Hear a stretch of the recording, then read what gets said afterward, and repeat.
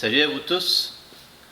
Je veux vous parler de mon expérience, de mon apprentissage au niveau de l'Arduino. Et pour ce faire, j'ai réalisé un projet qui était l'idée, dans le fond, de François, qui est Tonin sur YouTube. C'est vraiment son projet à lui qui m'a donné le goût de le faire. Et puis, vu que j'étais un apprenti dans le domaine de la programmation, eh bien, c'était en soi un défi à relever pour réaliser son projet. Pourquoi j'ai choisi son projet? C'est parce que tout simplement, il était bien expliqué, bien documenté. Il y avait surtout un schéma qui me permettait de savoir où les éléments étaient situés, comment les brancher, etc. Donc, pour moi, c'était clair et précis et c'est ce qu'il me fallait pour entreprendre un tel projet. Alors, c'était le premier projet personnel que j'ai réalisé. Alors, c'est un défi et j'ai aimé ça le relever. Alors, j'ai jamais été aussi heureux de voir un projet se concrétiser. C'était, je vous l'ai pas dit, le projet, c'était celui d'un arroseur de plantes. Alors, l'arroseur de plantes, ce que j'ai apprécié de ça, c'est que c'est simple et on voit vraiment concrètement ce que ça fait. J'ai jamais été aussi content de voir une plante se faire arroser. Alors, moi qui n'ai pas tout à fait un arroseur de plantes efficace par moi-même, alors je n'avais pas de risque de ne pas arroser car mes plantes ont souffert un petit peu à cause que j'avais pas la pensée toujours pour les arroser. Alors, c'est pour ça que le projet de François m'intéressait beaucoup. Alors, je l'ai réalisé, puis ça a fonctionné, j'étais content, et bon, j'ai laissé aller dans le temps, voir comment ça allait se comporter, puis tout ça. Et puis, j'ai apporté des modifications, je l'ai personnalisé, si vous voulez, parce que moi, j'aimais ça. J'ai remarqué des choses que je voulais faire et qui n'avaient pas, même si le projet était en soi très complet, là. Donc, la première des choses, comme ajout que j'ai pu faire, c'est un détecteur d'eau. Je voulais être averti s'il n'y avait plus d'eau dans le réservoir. Donc, il n'y avait pas moyen de le savoir. Je voulais pas que ça s'arrose tout seul. Alors j'ai fait une recherche et j'ai trouvé un détecteur d'eau qui se faisait, mais je voulais pas que le détecteur soit dans l'eau non plus. Alors j'ai trouvé quelque chose, un senseur qui détecte l'eau à la paroi. C'est fait pour des tuyaux afin de détecter présence de l'eau, etc. En plomberie, par exemple. Moi, je l'ai utilisé pour mon récipient d'eau et ça a très bien fait l'affaire. Donc, premier ajout, un détecteur de présence d'eau et avec ensuite une alarme qui se manifeste s'il manque d'eau afin que je puisse le savoir. Et ensuite, ce que j'ai rajouté, c'est une sonde dans le plateau qui accumule l'eau de la plante, le surplus d'eau de la plante. Je voulais avoir un détecteur qui le détecte la présence de l'eau dans ce plateau-là parce que j'ai eu un débordement une fois. L'Arduino a arrosé la plante, puis il y a eu une erreur, puis il a continué d'arroser tout le temps, puis ça fait déborder le plateau d'eau, puis évidemment, j'étais pas là à ce moment-là. Alors, quand je suis revenu de mon séjour, j'ai vu que l'eau était accumulée sur la table. J'ai pas vraiment aimé ça. Donc, j'ai réalisé que ça prenait un détecteur pour le plateau si l'eau déborde. Après ça, eh bien, je voulais avoir une programmation fixe, stable. François avait mis un délai qui était très bien pour que ça puisse arroser tous les jours. Moi, je voulais arroser 2 fois par jour, puis là, c'était plus compliqué avec un délai de faire ça. Donc, bon, je me suis informé, puis il y en a qui m'ont conseillé de prendre un module RTC que je ne connaissais pas à l'époque du tout. Alors, j'ai commandé, je l'ai programmé, et puis maintenant, j'arrose ma plante 2 fois par jour. C'est plus vrai, maintenant je l'arrose 1 fois par jour, mais à l'époque, je l'arrosais 2 fois par jour. Et toujours à la même heure, une heure bien précise, ça je trouvais ça intéressant. Ça, ensuite, bien, je voulais voir qu'est-ce qui se passait sans brancher mon Arduino à l'ordinateur afin de voir le moniteur série, tout ce qui se passait, toutes les données que j'avais accumulés que j'avais transformés pour que je puisse les voir sur moniteur série. Donc, j'ai voulu avoir un afficheur LCD, un écran LCD, autrement dit, pour voir toutes les étapes pendant l'arrosage. Donc, combien d'humidité il y avait au départ, combien d'arrosage il était rendu, un nombre de fois qu'il avait arrosé. Donc, toutes ces informations-là, je voulais les voir s'afficher sur l'écran LCD. Alors, j'ai acheté un écran et je l'ai programmé pour ça. Je dois dire, surtout, ça a l'air facile de dire ça comme ça, mais chaque étape, chaque extension que j'ai ajoutée suite au projet de François a été en soi un défi, car il ne faut pas l'oublier, je suis encore, je me considère encore comme un apprenti dans la programmation. Donc, c'est pourquoi qu'à chaque ajout, c'est un défi. Ça n'a pas été, j'ajoute ça, je mets quelques lignes de programmation, ça fonctionne. Non, en réalité, ça ne fonctionnait jamais du premier coup. J'ai dû réessayer pour atteindre le but que que je m'étais proposé. Alors, ça a pris quelques heures, quelques cassages de tête en perspective. Mais au final, j'ai réussi à atteindre mes objectifs. Et avec, bien sûr, pas seul, avec les conseils de d'autres là, sur Internet qui m'ont aidé. Alors, j'ai réussi et c'est ce projet-là que je vais vous présenter. On va arrêter de blabla et je vais vous montrer concrètement, physiquement, matériellement, qu'est-ce que ça ressemble. On va aller faire après un petit tour en programmation pour voir ma programmation avec mes ajouts que j'ai faits. Après ça, on va aller voir le circuit en tant que tel, à quoi ça ressemble, et on va aller voir surtout le schéma que j'ai fait avec Fritzing, le logiciel que j'aime bien, qui est simple, qui est à ma portée aussi, dans ma compréhension des choses. Alors, on va tout voir ça, et c'est pourquoi je fais cette vidéo. Alors, commençons. Voici la plante que j'ai utilisée pour mon système d'arrosage. Il est ici. Vous voyez qu'est-ce que ça ressemble à l'extérieur. Et il y a un petit haut-parleur de télévision anciennement qui est ici pour le son, pour les alarmes, les alertes.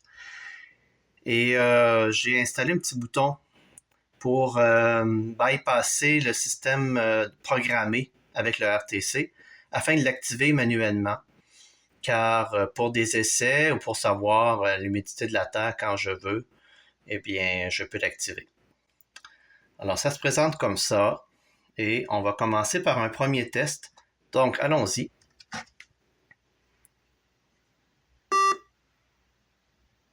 Donc, activation, vérifier l'humidité du sol. Il va me dire dans le plateau, il n'y a pas d'humidité, il n'y a pas d'eau. Dans la terre, la sonde est ici. 76% d'humidité. Donc, un cas typique où il y a de l'humidité. Parce que la terre est humide, donc 67%. Donc, il a vu qu'il manquait un peu d'eau. On va arroser ici. Il arrose pendant une couple de secondes. Je ne me rappelle plus combien de temps j'ai mis exactement, peut-être 10 secondes. Alors, on voit premier arrosage, 67%. Il teste l'humidité au début, mais des fois, la deuxième mesure qu'il fait est un petit peu en dessous, souvent. Donc, à 67%, il arrose, mais on sait qu'il ne faut pas qu'il arrose à 70%, autrement dit. Donc là, il va attendre quelques secondes pour voir, pour capter l'humidité de nouveau, pour laisser le temps à l'eau de pénétrer la terre. Et là, c'est ça. Terre à 78%, fin du cycle d'arrosage. Donc, il a terminé. Il a indiqué justement là, qu'on était au-dessus de 70%. Donc, il n'y a pas besoin d'arroser de nouveau. Si je recommence, vous allez voir, il arrosera plus, là.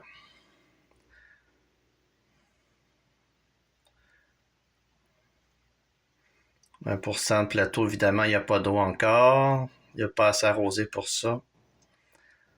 68% l'humidité de la terre, donc il y a amplement d'eau. On vérifie une deuxième fois.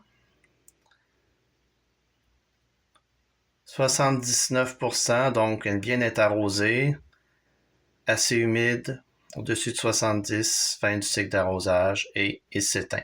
Il éteint l'écran, il éteint tout, autrement dit. Il n'y a aucune LED qui reste allumée, car je rappelle que je veux pas avoir de lumière la nuit, ça éclaire trop. Alors, c'est fait. Ce que je vais faire maintenant, c'est je vais simuler un plateau avec de l'eau. Donc, je prends ça ici, un petit peu d'eau. Je mets ma sonde de plateau dans l'eau. Je l'immerge un peu pour que les deux bouts puissent tremper dans l'intérieur de l'eau. Et on recommence. Ça devrait changer les données.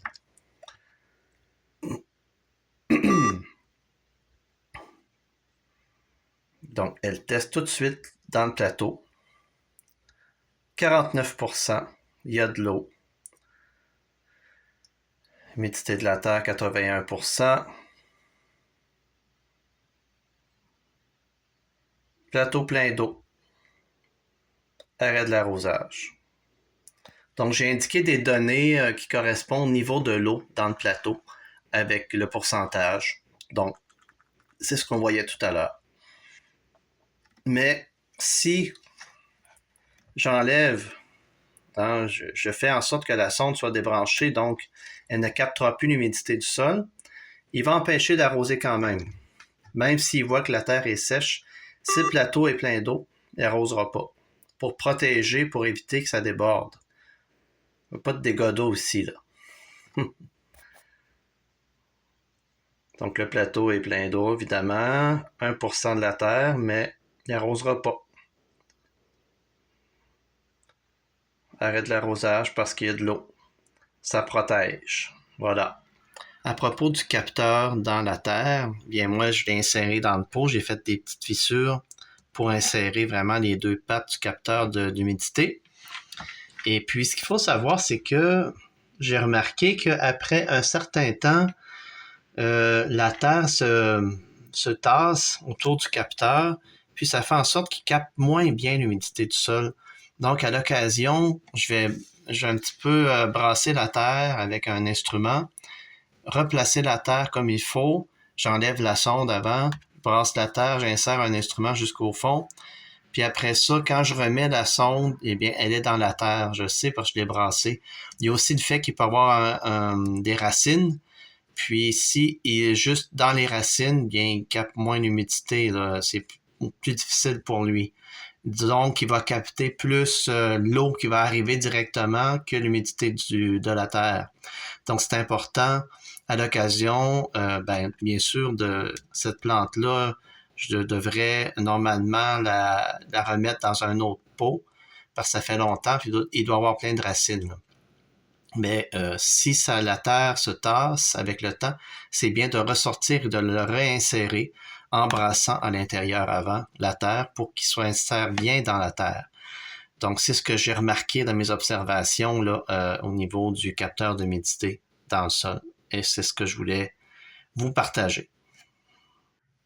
Ici, on a notre détecteur de présence de l'eau dans le réservoir. Donc, à chaque fois, il va s'allumer. Il y a une petite lettre pour dire qu'il fonctionne. Donc, quand il est allumé, ça veut dire qu'il détecte la présence de l'eau. Là, dans le moment, il y a de l'eau, jusqu'ici à peu près. Donc, si je le débranche, si je vais le débrancher, je veux dire, si je l'éloigne de la présence de l'eau pour simuler un réservoir vide, comme ça, eh bien, je vais partir le système. Tiens, je vais le mettre comme ça. Donc, remplir réserve d'eau. Et une lumière rouge témoin s'allume qui indique le réservoir vide. Et c'est comme ça, même si je recommence avec la programmation, s'il arrose encore, non. Il bloque tout tant que j'ai pas rempli. Alors là, je le recolle dessus et je repars. Il va s'allumer, c'est ça. Là, il voit l'eau, donc il s'allume. Et puis là, il commence à arroser normalement. Donc là, il n'arrosera pas parce qu'en 103% d'humidité, on voit que l'humidité a pris la place dans la terre depuis qu'il a arrosé, donc là, il n'y a plus de problème. Donc, c'est comme ça que ça se présente, mon système d'arrosage. C'est bien simple. Et le système qu'on va voir dans la programmation, il va s'appliquer aussi, autrement dit, les protections de plateau qui a de l'eau ou non de le réservoir vide. Si pendant le cycle d'arrosage, il détecte qu'il n'y a plus d'eau dans le réservoir, il arrête tout. Si pendant l'arrosage, il détecte que le plateau est plein d'eau, il arrête tout aussi. Donc, il fait une détection à chaque cycle d'arrosage. J'ai un total, je crois, on va le voir tantôt, de 5 cycles d'arrosage à peu près, ou 10 là, de petits cycles d'arrosage pour un sol qui manque d'humidité, mais il va arroser plusieurs fois avant d'atteindre son niveau d'humidité. Donc, c'est comme ça que ça se présente. Donc, allons voir maintenant la programmation. Sur la page de programmation, je vais essayer d'être le plus clair possible, quoique c'est pas si évident que ça. Il y a beaucoup de choses à expliquer, donc je ne vais pas m'étaler non plus. Donc, la description, hein, un projet réalisé, créé par Tronic Aventure. Alors, j'ai dit ici, j'ai écrit ce que j'ai fait. Et puis, après ça, on a les variables qui se trouvent ici. Les bibliothèques que j'ai besoin. Après ça, on a ici, c'est des valeurs SEC humide. C'est pour lorsque la terre est sec, ça correspond au pourcentage d'humidité. Donc, lorsque ma sonde indique 1008 en chiffres, ça correspond à 1%, donc très sec. Et quand elle indique le chiffre 285, ça veut dire que c'est très humide, donc ça correspond à 100%. C'est pour que ça s'affiche en pourcentage, c'est beaucoup plus facile à voir et à comprendre quand elle nous donne des résultats. Après ça, hein, je déclare les lumières que j'ai besoin, le bouton pour l'ouvrir manuellement, l'écran LCD, les sondes que j'ai utilisées pour le détecteur du réservoir de l'eau, les relais pour la pompe, les sondes d'humidité, et tout le tralala. Et après, on a bien sûr les notes de musique pour les sons, pour le départ et pour les alarmes. Donc, tout se trouve ici. Les instructions au démarrage. Donc, déclarer les outputs que j'ai besoin. Rien de compliqué là-dedans. Je ne vous expliquerai pas tout en détail, là. Bon, là, la loupe en tant que telle. On rentre dans le vif du sujet. Donc, autrement dit, au départ, l'écran est fermé, la lumière est fermée, les sondes sont éteintes et le détecteur de la présence de l'eau est éteint aussi. Après ça, bon, il y a le RTC, la programmation pour arroser à 20h10 et 10 secondes pour un cycle d'arrosage par jour. Ensuite, bon, ça commence avec ça. Alors, il allume l'écran LCD, il affiche ce qu'il doit indiquer, il y a une note qui retentit pour dire qu'il s'est allumé, et ensuite on s'en va.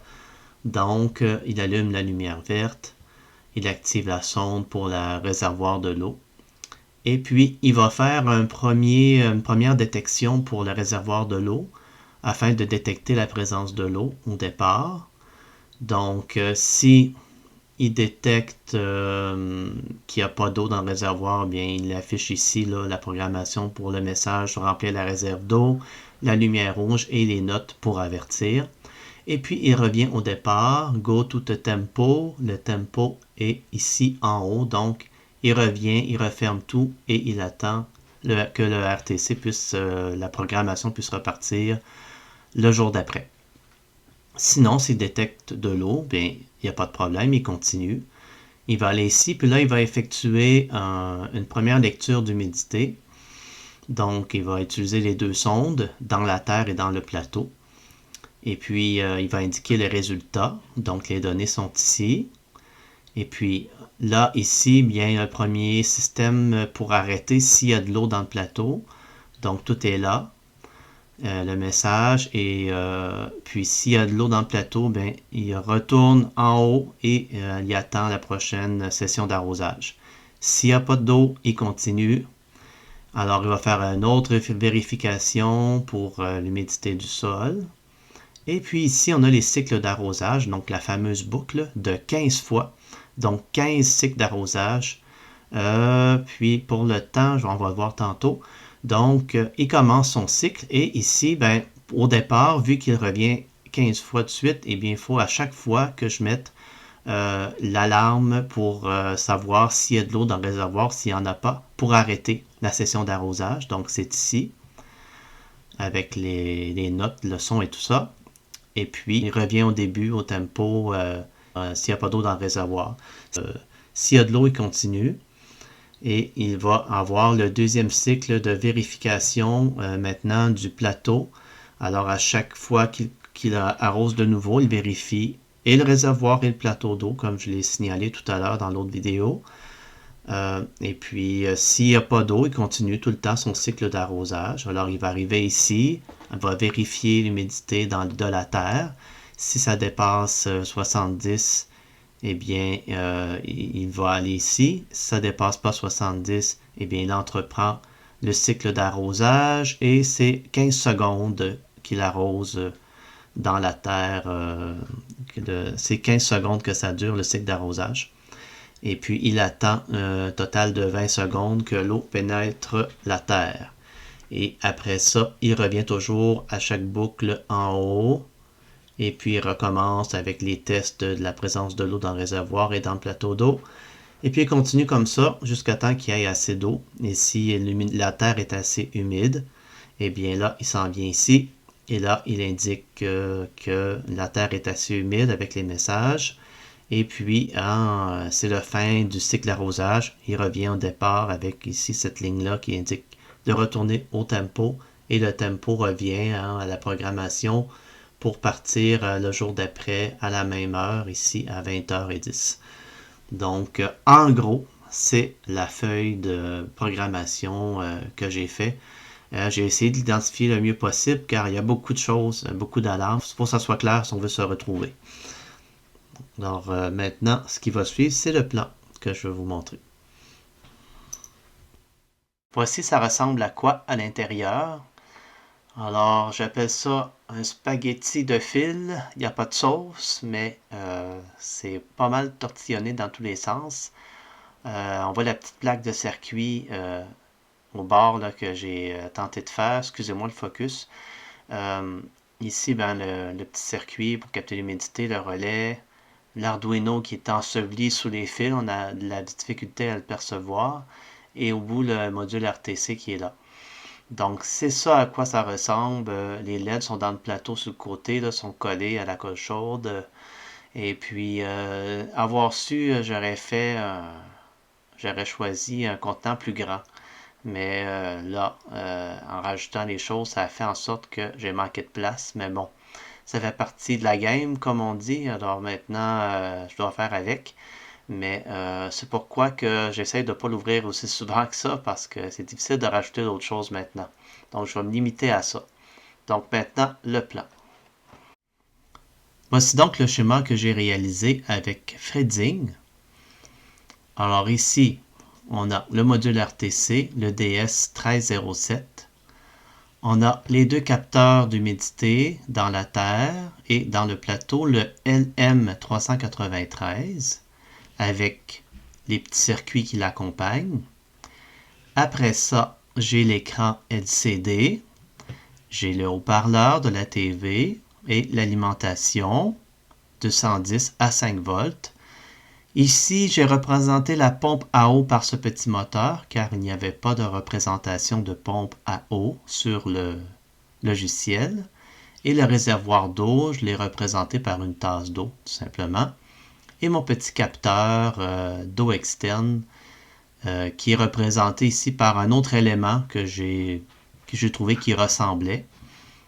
Et le module Arduino Uno. En gros, tous les fils sont là et sont bien placés, mieux que dans le circuit réel, dans le boîtier. Et oui, c'est vrai, j'oubliais de mentionner que le relais aussi qui active la pompe à eau. Dans le fond, qu'est-ce qui se produit? C'est que le module RTC détermine l'heure du départ du système. Et j'ai mon petit NPN BC547 qui est activé par la pin 9. Donc, une fois activé, bien, il fait contact pour allumer l'écran LCD afin d'afficher les messages nécessaires. Et l'écran LCD est branché sur le SCL SDA. Ensuite, bien sûr, le VCC et le ground. J'ai branché sur le 3.3 volts ici. Après ça, les sondes capteurs d'humidité, les deux sont branchés aussi sur leur module électrique, leur circuit est branché à 0, à 1 pour le signal et sont alimentés par l'Arduino. Ici, j'ai le fil la pin numéro 7 pour celui qui capte l'humidité dans le plateau. Et ici, la pin numéro 4 pour le capteur d'humidité dans le sol, dans la terre. Après ça, bon, j'ai la lumière verte, la lumière rouge du système d'alarme qui va s'allumer. Le bouton d'activation manuelle qui est là. J'ai un autre NPN qui, lui, active le système pour arroser, qui active le relais de la pompe, dans le fond. Et le signal est capté par ici, par la broche numéro 6. Alors, je ne vais pas énumérer toutes les pins ici, là, mais c'est tout simplement juste pour que vous puissiez voir là, concrètement qu'est-ce que ça représente comme schéma. Donc, c'est fonctionnel, c'est éprouvé, ça fait plus d'un an que j'ai fait ce projet-là. Et c'est comme je l'ai dit au départ, c'était le premier projet que j'ai réalisé et le premier projet aussi que j'ai fait avec Fritzing, hein, bien étalé comme ça, bien inscrit avec tous les éléments. Et pour ceux qui ont déjà vu une vidéo passée, ça ressemblait beaucoup à ce vidéo-ci, mais il ne me convenait plus. Je trouvais que mes explications n'étaient pas assez claires. C'est pourquoi j'ai fait un nouveau vidéo. Et le capteur d'eau externe, c'est le modèle XKC-Y25 NPN.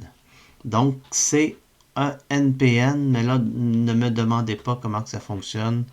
Je n'ai pas ces connaissances pour vous expliquer en détail. Je n'ai pas non plus cherché à bien comprendre son fonctionnement. Tout ce que je veux, c'est qu'il m'avertisse quand il n'y a plus d'eau dans le système. Alors, tous les éléments sont branchés comme ça et c'est comme ça que mon système fonctionne.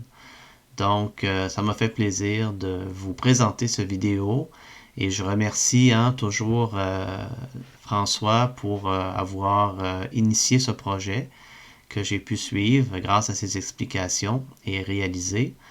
Et puis, tous ceux qui m'ont aidé aussi, entre autres Sylvain Joannette qui m'a expliqué la programmation au départ avec ses cours que j'ai suivis. Sans vous deux, j'aurais eu de la difficulté à réaliser tout ça par moi-même. Alors, je vous dois beaucoup et c'est pourquoi je vous remercie et je remercie tous ceux qui ont écouté cette vidéo. Puis j'espère que ça vous donnera d'autres idées pour faire d'autres projets aussi intéressants. Donc, merci et à la prochaine.